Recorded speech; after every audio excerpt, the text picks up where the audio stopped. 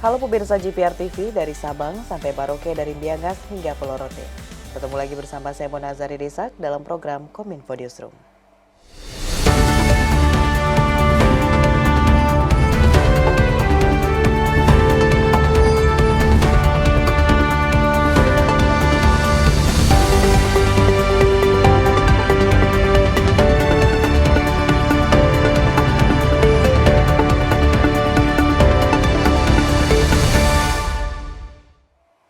Pemirsa, kita ke informasi pertama. Indonesia telah mengadopsi Strategi Nasional Pengembangan Kecerdasan Buatan atau Artificial Intelligence (AI) pada tahun 2020 hingga 2045. Hingga saat ini sistem regulasi dalam menerapkan AI dalam kehidupan masyarakat masih ditelaah dan Kementerian Komunikasi dan Informatika menyatakan tidak akan gegabah dalam membuat pengaturan tersebut.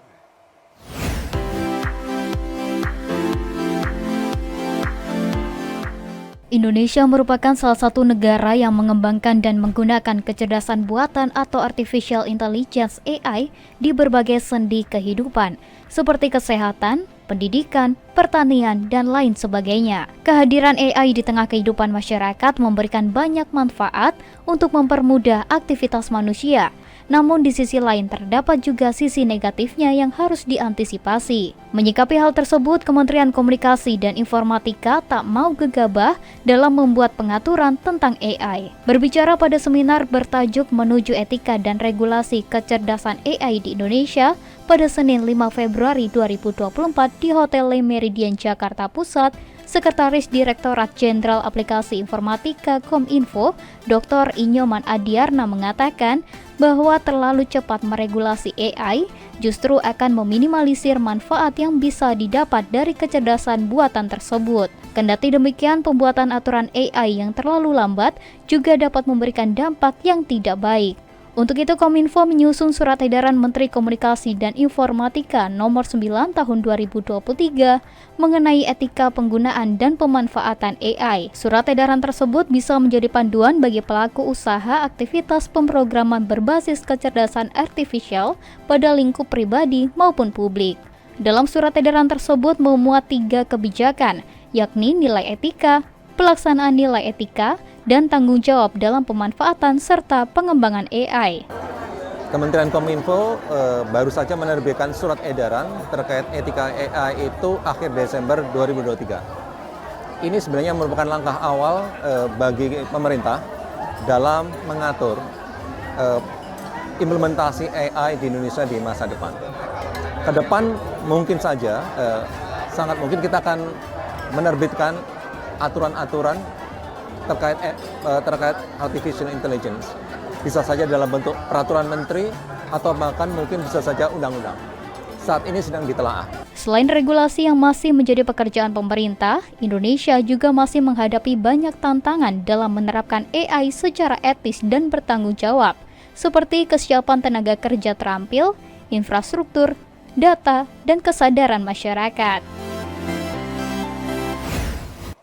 Kementerian Kelautan dan Perikanan memastikan kesiapan seluruh instrumen pengawasan untuk mengawal implementasi kebijakan ekonomi biru 2024. Dirjen Pengawasan Sumber Daya Kelautan dan Perikanan Laksamana Muda TNI Adi Nurawaludin berharap keberadaan instrumen pengawasan yang semakin memadai dapat menghadirkan efek gentar agar pelanggan disiplin kelautan dan perikanan semakin berkurang.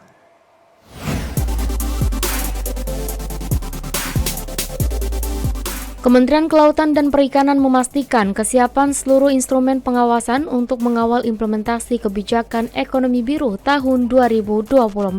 Instrumen pengawasan tersebut terdiri atas 1.796 personil pengawas KP, 34 armada kapal pengawas KP, 2 unit pesawat patroli, 91 unit speedboat dan unit reaksi cepat, serta sistem pengawasan terintegrasi berbasis teknologi.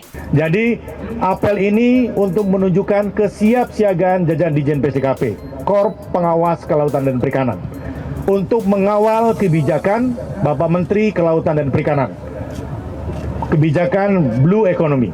Direktur Jenderal Pengawasan Sumber Daya Kelautan dan Perikanan Laksamana Muda TNI Adi Nurawaludin menyatakan, dalam implementasi kebijakan ekonomi biru, pihaknya menekankan target perluasan kawasan konservasi, penangkapan ikan terukur berbasis kuota, pemberdayaan budidaya, pengawasan pengelolaan pulau kecil dan pengambilan sampah di laut. Oleh sebab itu, Adin berharap keberadaan instrumen pengawasan yang semakin memadai dapat menghadirkan deterrent effect atau efek gentar agar pelanggaran di sektor kelautan dan perikanan semakin berkurang.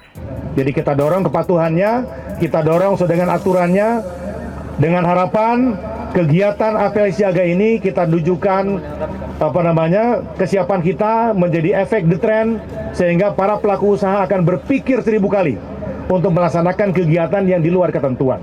Adapun apabila ada, tentunya menjadi konsekuensi para pelaku usaha yang melanggar.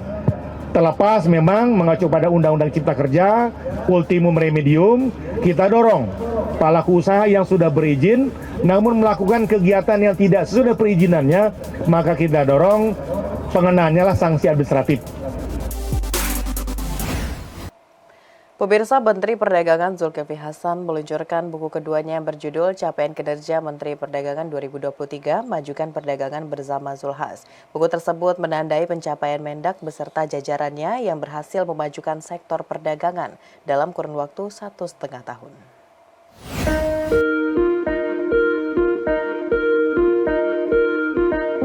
Menggelar acara senam pagi bersama keluarga Kementerian Perdagangan, Menteri Perdagangan Zulkifli Hasan sekaligus meluncurkan buku berjudul Capaian Kinerja Menteri Perdagangan 2023, Majukan Perdagangan Bersama Zulhas. Buku tersebut merupakan buku kedua Zulhas yang berisi catatan perjalanannya dalam mengupayakan kemajuan Indonesia di sektor perdagangan, sekaligus menandai pencapaian Menteri Perdagangan beserta jajarannya selama 1,5 tahun. Dalam kesempatan yang sama, Mendak Zulhas juga membeberkan sejumlah capaian dari Kemendak. Capaian tersebut yakni menjaga inflasi, berhasil mengatasi minyak goreng langka, menjaga surplus perdagangan, pertumbuhan ekonomi semakin membaik, serta mengimplementasikan kebijakan pro rakyat. Kesuksesan lainnya yaitu melaksanakan misi dagang dan capaian transaksi Trade Expo Indonesia 2023 yang melampaui target, melaksanakan perdagangan digital yang adil dan sehat bagi kemajuan perekonomian Indonesia, menjaga perdagangan kripto makin pesat, melaksanakan perbaikan tata kelola pemerintahan di Kemendak,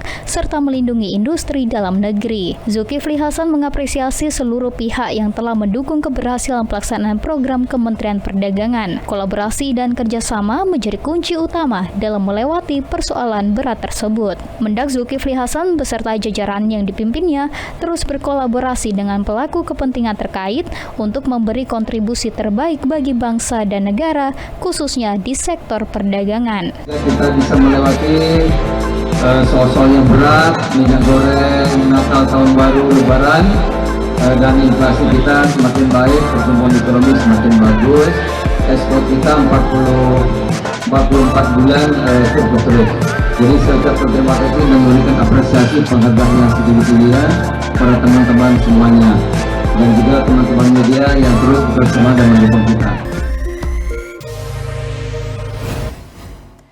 Menteri Kesehatan Republik Indonesia Budi Gunadi Sadikin meresmikan Fatmawati Orthopedic Center, Rumah Sakit Fatmawati sebagai layanan eksekutif ortopedi yang dikembangkan oleh RSUP Fatmawati Jakarta.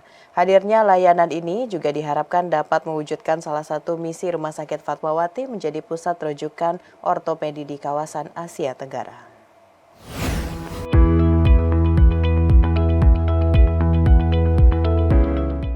Kementerian Kesehatan meresmikan Fatmawati Orthopedic Center sebagai layanan ortopedi eksekutif lengkap yang terintegrasi di Rumah Sakit Umum Pusat Fatmawati, Jakarta. Menteri Kesehatan Budi Gunadi Sadikin mengatakan peresmian ini dilakukan untuk meningkatkan kesejahteraan para tenaga kesehatan dan layanan kesehatan yang diharapkan dapat membantu pembiayaan pengobatan pasien BPJS Kesehatan di rumah sakit. Hadirnya pusat ortopedi di Rumah Sakit Fatmawati ini bertujuan untuk memberikan penanganan yang holistik dan terintegrasi kepada pasien, mulai dari tahap diagnosis hingga rehabilitasi. Didukung dengan 16 dokter spesialis yang terbagi dalam 8 divisi subspesialis, pengembangan Fatmawati Orthopedic Center terdiri dari 3 ruangan rawat jalan, 8 ruangan rawat inap, serta 7 ruangan bedah modular operation theater atau MOT. Melalui Fatmawati Orthopedic Center, Menkes pun berharap dapat meningkatkan kualitas pelayanan ortopedi di Indonesia, khususnya di RSUP Fatmawati Jakarta, serta dapat membiayai operasional dan pengembangan rumah sakit tersebut.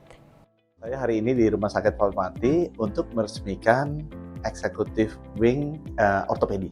Ya, ortopedi kita dokternya ada 16, 8 divisi, subspesialis, dan dulu prakteknya jarang.